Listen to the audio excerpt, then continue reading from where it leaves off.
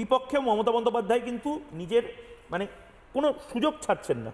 আপনি হয়তো এই মুহূর্তে পুজো নিয়ে ব্যস্ত হয়েছেন, মমতা বন্দ্যোপাধ্যায় পুজো থেকে পলিটিক্সটা করছেন। আগুন নিয়ে খেলবেন না, দেশ ভাগ হয়ে গেলে কি হবে আমি জানি না, এটা প্রচ্ছন্ন হুমকি কিনা। অন্যরা অন্যায় করছে, 1.5 কোটি পরিযায়ীর গায়ে যদি হাত ওঠে তখন কি করা হবে, এবং আমরা পুশব্যাক করতে শিখিনি। এই 3টে ব্রেকিং নিউজ দিলাম এবং আপনার প্রথম প্রতিক্রিয়া। পেছন থেকে যাই, বল। উনি পুশব্যাক হতে শেখেননি, উনি পুশ বিহাইন্ড হতে শিখেছেন। বাড়িতে কেউ ঠেলে ফেলে দিয়েছিল, এসএসকেএমের সুপার এটাই লিখেছিলেন, পুশ বিহাইন্ড। মাথাটা কেন ফাটলো এটা কেউ বলতে পারলো না। আরে দিদির জন্য যারা রক্ত দিয়ে দেবে, সেই রক্তাক্ত দিদির ছবি ফেসবুকে শেয়ার করতে ওদের হাত কাঁপিনি ভোটের স্বার্থে, আর দিদি মাইক পেলে ভোটের লড়াই কথা বলবেন? এটা হয়? এই ভাবেন কি করে আপনারা? আপনার দ্বিতীয় প্রশ্ন কি ছিল বলুন? আমার দ্বিতীয় প্রশ্ন হচ্ছে, দ্বিতীয় প্রশ্ন আমি দ্বিতীয় বাইটটাই একবার শোনাই খুব নির্দিষ্টভাবে। না সজলদা, এটা প্লিজ শুনুন। ওই 1.5 কোটি পরিযায়ী শ্রমিক, মানে এটা তো বাইরে থেকে যারা এসেছে তাদেরকে থ্রেট করা হচ্ছে। একটা কথা বলি ময়ূক, আপনিও ট্র্যাপে পড়ে যাচ্ছেন। এই 1.5 কোটি শ্রমিককে গুনতে গেছে। এই যে 1.5 কোটি উনি বলছেন, না 1.5 কোটিটা গুনলোকে, 1.5 কোটি গুনলোকে, আমাকে এটা উত্তর দিতে হবে তো। উনি মিথ্যা কথা বলছেন, সেইটা শুনে তুমিও ট্র্যাপে পড়ছো, এটা আমি বলবো যে এটা ভেবেছি। 1.5 কোটি বাইরে থেকে লোক আসে, কে গুনেছে? 1.5 কোটি গুনেছে কে? আচ্ছা, এই রাজ্যে যদি 1.5 কোটি লোক এসে থাকে, হ্যাঁ, তারা কারা? আমি জানতে চাই তারা কারা। তারা তো সবাই তৌসিফ নয়, আরো তো অনেক আছে। আমি বলছি যে এই 1.5 কোটিটাও ওনার মিথ্যাচার এক। আর উনি যেটা করছেন, আগুন নিয়ে খেলবে না। আমিও বলছি দিদি তুমি দয়া করো, আগুন নিয়ে খেলো না। প্রচুর বাংলাদেশের ছেলে, পশ্চিম বাংলাদেশ মানে পশ্চিমবঙ্গের ছেলে, বাংলার ছেলে, যারা বিভিন্ন রাজ্যে কাজ করছে, যারা লেবারের কাজ করছে, যারা রাজমিস্ত্রি, ব্রিজ তৈরির বা গায়ে গতরের লেবারের কাজ করছে, তারাও পশ্চিমবঙ্গের ছেলে। যারা আইটি লেবারের কাজ করছে তারাও পশ্চিমবঙ্গের ছেলে। এবং এতে 2 সম্প্রদায়েরই মানুষ আছেন। এই যে আপনি আগুন নিয়ে খেলছেন, এবার সত্যি সত্যি ওখানে আক্রমণ শুরু হয়ে গেলে আপনি কিছু করতে পারবেন না। আপনার কোনো কিছু করার ক্ষমতা নেই।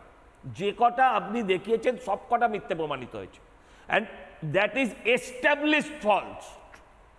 আমি আপনাকে বলি, ইসিআইকে চ্যালেঞ্জ করছেন, তৌসিফ বলছিল ভাই আমি দেখে শুনে যা বুঝি, হ্যাঁ আমি বুঝি তুমি একজন শিক্ষিত, শিক্ষিত হয়ে যদি তুমি মিথ্যাচার করো that is a different issue.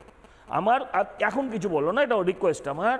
ইসিআইকে challenge করেছে রাহুল গান্ধী। কি চ্যালেঞ্জ করেছে? ও শুধু টিভিতে বলে, কিছুদিন আগে টিভিতে বলেছিল অ্যাটম বোমা পড়বে ইসিআই এর ওপরে। কটা চুল ছিঁড়েছে ইসিআই এর? ওর অ্যাটম বোমা থেকে না বেরিয়েছে গ্যাস, না বেরিয়েছে ধোঁয়া। ওর অ্যাটম বোমায় কি হলো? কোথায় গেল সে অ্যাটম বোমা? একজন লোক বিহারে প্রতিবাদ করেছে, একজন লোক, তার নাম তেজস্বী যাদব। পরের দিন ইসিআই জানিয়ে দিয়েছে যে ওর আরেকটা জায়গায় ভোটার লিস্টে নাম আছে। এই যে বিহারে, আমি জানি না তৌসিফ তোমার পূর্বপুরুষ বিহারে না উত্তরপ্রদেশে, আমার জানা নেই।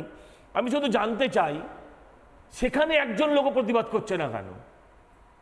আমি জানতে চাই সেখানে কতজন মানুষ সিআই এর কাছে অফিশিয়ালি কমপ্লেন করেছে যে আমার নামটা থাকা উচিত। সেখানে খুশি তারা, খুশি 99%। ভাই মমতা ব্যানার্জি, শুনে নাও শুনে নাও, আজকে যাকে তোমরা মসিয়া ভাবছো, সে 2005 সালে পার্লামেন্টে কাগজ ছুঁড়ে মেরেছিল। তোমাদের প্রকৃত, তোমাদের যদি ধর্মের ভিত্তিতে হয় তাহলে নেতা হওয়া উচিত ছিল সিপিএম বা কংগ্রেসের দল করা উচিত ছিল। তুমি এমন একজনের হাত ধরেছো, ভালো করে ভেবে দেখো, তিনিই প্রথম মানুষকে জাগিয়েছিলেন যে এই রাজ্যে 1 কোটি বাংলাদেশি অনুপ্রবেশকারী আছে। কে বলেছিল? কাগজ ছুঁড়ে স্পিকারের মুখে। তুমি ভাবছো এরা তোমাকে বাঁচাবে না? জীবনে বাঁচাতে পারবে না, জীবনে এরা তোমার বাঁচাবে না, কারণ এরা আর বেশি দিন এদের অস্তিত্ব নেই। তোমাদের আবার এখানে সিপিএম এর বা কংগ্রেসের হয়ে বলতে আসতে হবে। আমি কতগুলো কথা বলি যে দেখুন, আমরা সাইডে সাবজেক্টের বাইরে চলে যাচ্ছি। সেটা হচ্ছে যে উনি বললেন দেশভাগের কথা। কেন বললেন দেশভাগের কথা? কারণ ওনার মাথায় সারাদিন এটা ঘুরে বেড়াচ্ছে যে কোনো দিন বাংলাটা নেপাল হবে, বা যে কোনো দিন বাংলাটা। আরে ভাই আপনি ভেবে দেখুন, একটা মেয়ে রেপ অ্যান্ড মার্ডার হয়েছিলেন, একজন ডাক্তার, প্রায় গেল হয়ে গেছিল। একটা ফেসবুক, শুধু বলছি ফেসবুক টুইটার বন্ধ করেছে বলে নাকি নেপাল হয়ে গেছে। তো এই রাজ্যটা তো যখন তখন হতে পারে। এই যে আমার পুজো রোজ ধমকায় বন্ধ করে দেয়, আমি বলি তো যে দেখো সাবধান, নেপাল কি দিয়ে হয় কেউ জানে না, যখন তখন হতে পারে। সেই আতঙ্কে ভুগছেন উনি। দেশভাগের কথা এলো কেন তার মাথায়? দেশ ভাগের কোন জায়গায় দাঁড়িয়ে আছে? আরে কাল থেকে তুমি সস্তায় সব কিনবে। দিদি বলতো না আমরা কি এই মুড়ি খাবো না, আমরা কি চাল খাবো না, আমরা কি ডাল খাবো না, কাল থেকে সস্তায় কিনবে। সেই সময় দেশ ভাগ হবে কেন? আমরা যখন ভাবছি পিওকে নিয়ে নেবো, মমতা ব্যানার্জি তখন বলছে দেশ ভাগের কথা।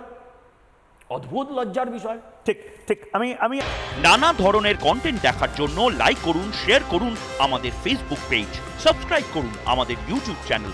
পাশাপাশি অন্যান্য ব্রেকিং নিউজের জন্য অবশ্যই চোখ রাখুন রিপাবলিক বাংলায়।